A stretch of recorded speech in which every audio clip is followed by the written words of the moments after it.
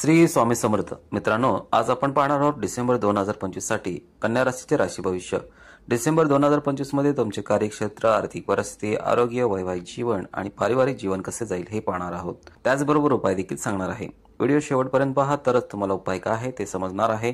आणि कमेंटमध्ये ओम नमः शिवाय लिहा. त्याचबरोबर उमाशिखर राष्ट्र चॅनलला सबस्क्राईब करायला विसरू नका.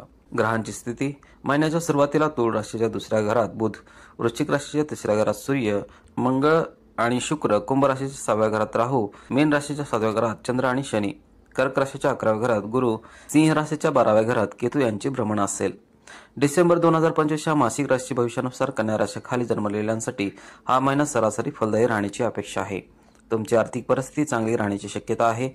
महिन्याच्या सुरुवातीला गुरु 11व्या घरात असेल आणि 4 तारखेला 10व्या घरात मागे जाईल, ज्यामुळे तुमच्या नोकरीत यश मिळेल. व्यवसायात प्रगती होण्याची शक्यता आहे. दीर्घकालीन प्रवास फायदेशीर ठरतील. दीर्घकालीन व्यावसायिक संबंध प्रस्थापित होतील, ज्यामुळे व्यवसायात वाढ होईल. तुमच्या प्रेम संबंधासाठी हा महिना चांगला राहील. तुमचे लग्न निश्चित होऊ शकते आणि तुमच्या घरात लग्नाची घंटा वाजू शकते. विवाहित जोडप्यांना काही ताणतणावांचा सामना करावा लागेल आणि वादविवाद होऊ शकतात. विद्यार्थ्यांना त्यांच्या कठोर परिश्रमाचा फायदा होईल. त्यांना त्यांच्या आरोग्याकडे लक्ष द्यावे लागेल. आर्थिक चढउतार कायम राहण्याची शक्यता आहे. 1 डिसेंबर ते 7 डिसेंबर 1 तारखेला तुमचे सामाजिक जीवन उज्ज्वल आणि भरभराटीचे असेल. तुम्ही कुटुंबातील सदस्यांच्या गरजाकडे लक्ष द्याल, परंतु ते तुमची अजिबात काळजी घेऊ शकणार नाहीत. 2 आणि 3 तारखेला काळ वेदनादायक असेल. जवळच्या नातेवाईक किंवा मित्राशी वाद किंवा भांडण होऊ शकते. आर्थिकदृष्ट्या तुम्हाला पैशाची कमतरता भासेल. तुम्हाला अनेक आव्हानांना सामोरे जाऊ लागू शकते. जर तुम्ही त्यांचा धैर्याने सामना केला तर तुम्ही जिंकू शकाल. तुम्हाला कुठून तरी त्रासदायक बातम्या मिळतील. 4 आणि 5 तारखेला चांगला काळ असेल. शत्रुत्व कमी होईल. तुम्हाला माध्यमांच्या क्षेत्रामध्ये यश मिळेल. राजकारणात तुमची प्रतिष्ठा वाढवण्याच्या चांगल्या संधी मिळतील. 6 आणि 7 तारखेला जास्तीत जास्त नफा मिळण्याची शक्यता आहे. 8 ते 15 डिसेंबर 8 आणि 9 डिसेंबर रोजी तुम्ही बाहेरगावी धार्मिक सहलीला जाऊ शकता. तुम्ही कुटुंबाच्या लग्नाला उपस्थित राहणार आहात. जर तुम्ही नवीन ठिकाणी गेलात तर प्रथम त्या ठिकाणाचा सखोल अभ्यास करा. देवी लक्ष्मीच्या स्वरूपात तुमच्या घरी एक नवीन पाहुणा येऊ शकतो. 10 ते 12 डिसेंबर दरम्यान काळ चांगला नाही. पेन्शनशी संबंधित काम अडकू शकते. तुमचे काही नुकसान होऊ शकते, ज्यामुळे तुम्हाला मोठे परिणाम भोगावे लागू शकतात. कोणताही कागदपत्र सही करण्यापूर्वी काळजीपूर्वक वाचा किंवा एखादा जाणकार व्यक्तीला दाखवा, अन्यथा तुमची फसवणूक होऊ शकते. 13, 14 आणि 15 डिसेंबर हे उत्तम काळ आहेत. त्याचा पुरेपूर फायदा घ्या. 16 ते 23 डिसेंबर 16 आणि 17 तारखेला सामान्यतः फलदायी ठरतील. प्रलंबित बाबी सोडवल्या जातील. खरं तर स्वतःबद्दल, समाजाबद्दल आणि कुटुंबाबद्दल तुमची कर्तव्ये महत्त्वाची असतील. तुम्ही हे सर्व प्रश्न मैत्रीपूर्ण मार्गाने सोडवाल. 18 आणि 19 तारखेला तुम्हाला तुमच्या आजूबाजूला आनंददायी आणि सकारात्मक संबंध अनुभवायला मिळतील, ज्यामुळे तुम्हाला सुरक्षिततेची भावना मिळेल. इतरांच्या नजरेत तुमचा आदर वाढेल.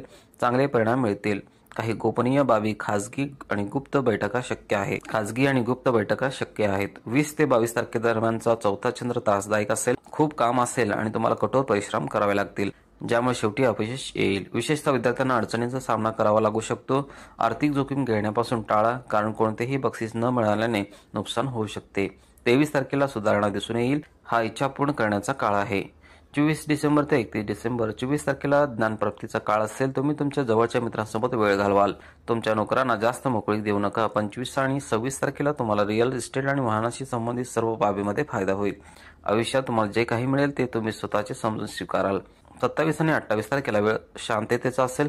सर्व कामे शांती आणि आरामात पूर्ण होतील. सकाळी सूर्याची पूजा करा आणि उगवत्या सूर्याला प्रार्थना आणि नमस्कार करा. तुम्ही काही नवीन काम हाती घेऊ शकता.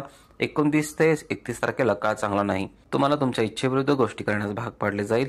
आयुष्यात यशाचे सर्व मार्ग बंद झाल्यासारखे वाटू शकते, पण असे नाही. जर तुम्ही धैर्य आणि संयम राखलात तर सर्व काही हळूहळू सुरळीत होईल. सहकाऱ्यांसोबतचे तुमचे संबंध बिघडू देऊ नका आणि वाईट संगत आणि वाईट सवयीपासून दूर राहा. करिअरच्या दृष्टिकोनातून हा महिना सरासरी राहण्याची शक्यता आहे. 10व्या घराचा स्वामी बुध महिन्याच्या सुरुवातीला तुमच्या दुसऱ्या घरात असेल, ज्यामुळे तुमची कामाची परिस्थिती सुधारेल आणि तुम्हाला तुमच्या क्षमतांचा पूर्ण वापर करता येईल. त्यानंतर बुध 7 तारखेला तिसऱ्या घरात प्रवेश करेल, ज्यामुळे तुमच्या सहकाऱ्यांशी असलेले चांगले संबंधामुळे तुम्हाला कामाच्या ठिकाणी यश मिळेल. जे संवाद कौशल्य तुम्हाला कामाच्या ठिकाणी चांगले स्थान मिळवण्यास मदत करेल. 6व्या घराचा स्वामी शनी संपूर्ण महिन्यात 7व्या घरात असेल, जो तुमच्या नोकरीसोबत व्यवसायातही हात आजमावण्याची इच्छा दर्शवतो. कठोर परिश्रमानंतर तुम्हाला चांगले यश मिळेल. व्यवसायात गुंतलेल्यांसाठी महिना चांगला राहील. शनी संपूर्ण महिना 7व्या घरात राहील आणि 7व्या घराचा स्वामी बृहस्पती महिन्याच्या सुरुवातीला 11व्या घरात राहील. 7व्या घरावर दृष्टी ठेवून, ज्यामुळे दीर्घकालीन व्यवसायात नफा आणि व्यवसायाचा विस्तार होईल. चौथ्यापासून बृहस्पती 10व्या घरात प्रतिगामी स्थितीत जाईल, ज्यामुळे तुम्हाला तुमच्या कठोर परिश्रमाने तुमच्या व्यवसायात प्रगती करण्याची संधी मिळेल. तुम्ही जितकी जास्त मेहनत कराल तितका तुमचा व्यवसाय प्रगती करेल. हा महिना तुमच्यासाठी विशेषतः तुमच्या आर्थिक परिस्थितीच्या बाबतीत काहीसा कमकुवत ठरू शकतो. महिन्याच्या सुरुवातीला 11व्या घरात गुरु तुमच्या उत्पन्नात वाढ करेल, तर 7व्या घरात शनी देखील परदेश प्रवासातून लाभ मिळवून देऊ शकतो आणि परदेश व्यापार देखील तुमच्या यशात योगदान देऊ शकतो. दुसरीकडे 12व्या घरात केतू तुमच्या खर्चात वाढ करेल आणि 6व्या घरात राहू देखील वाढीस हातभार लावेल.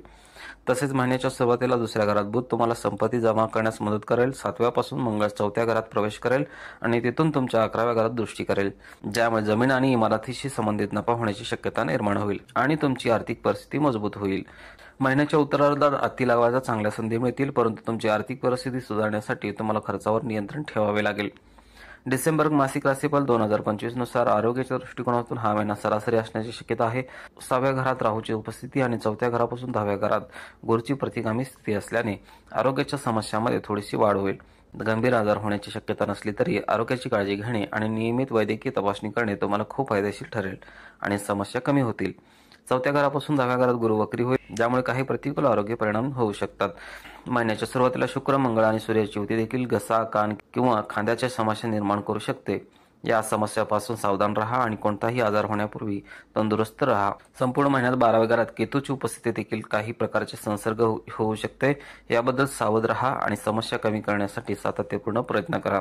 जर तुम्ही प्रेमसंबंधात असाल तर हा महिना तुमच्यासाठी चांगला असण्याची शक्यता आहे. 5व्या घराचा स्वामी शनी संपूर्ण महिन्यात 7व्या घरात राहील. महिन्याच्या सुरुवातीला 5व्या आणि 7व्या भावावर गुरुग्रहाची दृष्टी असल्यास तुम्ही तुमच्या प्रिय व्यक्तीला लग्नाचा प्रस्ताव देऊ शकता, ज्यामुळे त्यांना आनंद होईल आणि त्यांच्याकडून स्वीकार होण्याची शक्यता आहे. तुम्हाला तुमच्या नात्याबद्दल गंभीर राहण्याची आवश्यकता आहे, कारण तेव्हाच ते सुरू राहील. विवाहित जोडप्यांसाठी या महिन्याच्या सुरुवातीला शनी आणि चंद्राच्या युतीमुळे काही परस्पर तणाव निर्माण होऊ शकतात. हळूहळू गोष्टी जुळवून घेण्यास सुरुवात होईल, परंतु वैवाहिक संबंधामध्ये कटुता वाढू शकते, म्हणून तुम्हाला सावधगिरी बाळगण्याची आवश्यकता आहे. डिसेंबर मासिक राशीफल 2025 नुसार हा महिना कौटुंबिक जीवनासाठी अनुकूल असण्याची शक्यता आहे. महिन्याच्या सुरुवातीला बुध 2ऱ्या भावात असेल आणि 2ऱ्या भावाचा स्वामी शुक्र 3ऱ्या भावात असेल, ज्यामुळे कुटुंबात प्रेम आणि सुसंवाद येईल. तुमच्या भावावरील तुमचे प्रेम स्पष्ट होईल आणि तुम्ही त्यांना अनेक कामामध्ये मदत कराल, ज्यामुळे तुमचे नाते मजबूत होईल. 4थ्या भावाचा स्वामी गुरुग्रह 4थ्या दिवशी 10व्या भावात वक्री होईल आणि 4थ्या भावावर दृष्टी करेल. कामाशी संबंधित काही व्यस्ततेमुळे तुम्ही तुमच्या कुटुंबापासून तात्पुरते दूर जाऊ शकता. तसेच तुमच्या कौटुंबिक जीवनात तुम्हाला वडीलधारांचे आशीर्वाद आणि पाठिंबा मिळत राहील, ज्यामुळे तुम्हाला आनंद मिळेल. उपाय आहेत: बुधवारी तुम्ही गायीला अखंड मूग खाऊ घालावा. शुक्रवारी स्फटिकाच्या माळेने देवी महालक्ष्मीचा मंत्र पठण करणे फायदेशीर ठरेल. शनिवारी पिंपळाच्या झाडाला पाणी अर्पण करावे. विष्णू सहस्त्रनाम स्तोत्र पठण करणे फायदेशीर ठरेल. व्हिडिओला नक्की लाईक करा, शेअर करा आणि उमाशेखर ॲस्ट्रो चॅनलला सबस्क्राईब करायला विसरू नका. पुन्हा भेटू अशाच एका आध्यात्मिक आणि प्रेरणादायी माहितीच्या व्हिडिओसह. जय हिंद, जय महाराष्ट्र.